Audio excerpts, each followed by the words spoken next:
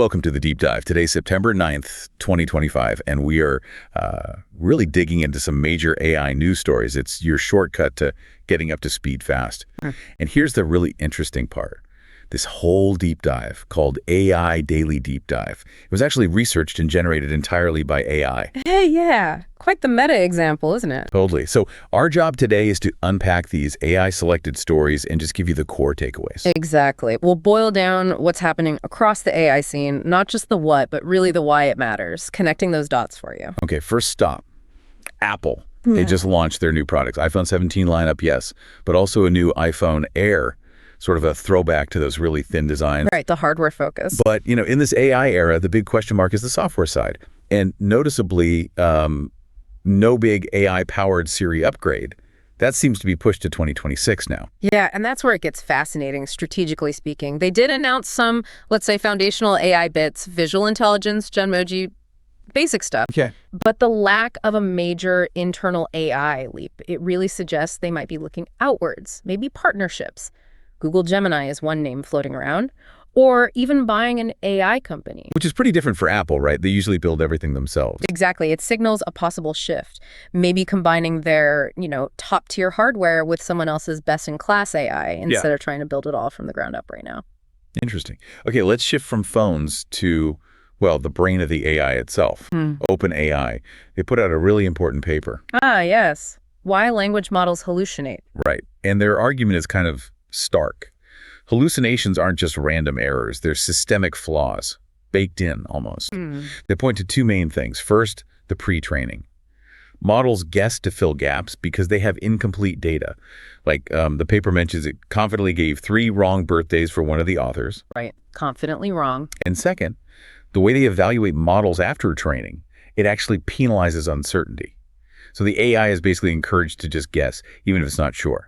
Which, when you think about it, is a fundamental design issue, not just a bug fix away. If you don't reward saying, I don't know, the model will guess. It's designed to. So what's the fix?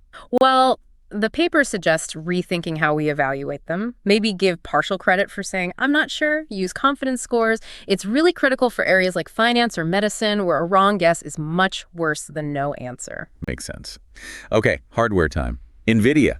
Big news there, too. Always. They've announced plans for a new AI chip coming end of next year, the Rubin CPX.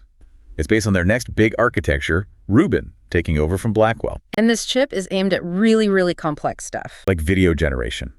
They mentioned 1 hour of video could mean processing, get this, up to 1 million tokens, which are like the basic data bits AI chews on. Yeah, the scale is immense. And what's really transformative about Rubin CPX, they say, is how it pulls different processing stages together. Decoding, encoding, inference, all on one system. So faster, more efficient. Both.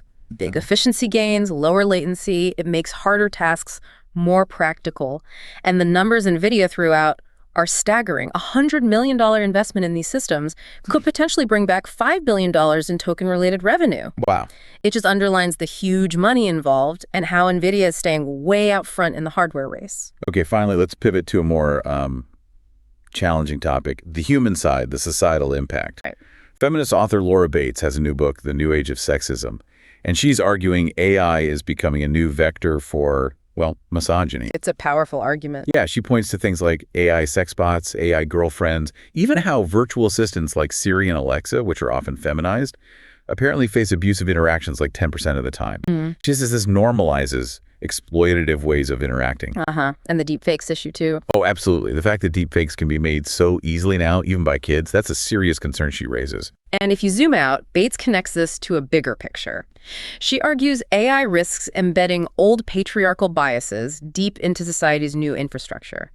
From environmental costs to how data labelers are treated. And it's not just about the tech itself, but the whole ecosystem. Exactly. Her call is for urgent oversight, regulation, transparency, accountability. She's really pushing back on the idea that tech progress is always good, saying safety and equity have to come first. Okay, so quite a range today, from new chips and how AIs actually learn or fail to learn to these huge strategic moves by Apple and these really deep ethical questions. It really covers the gamut.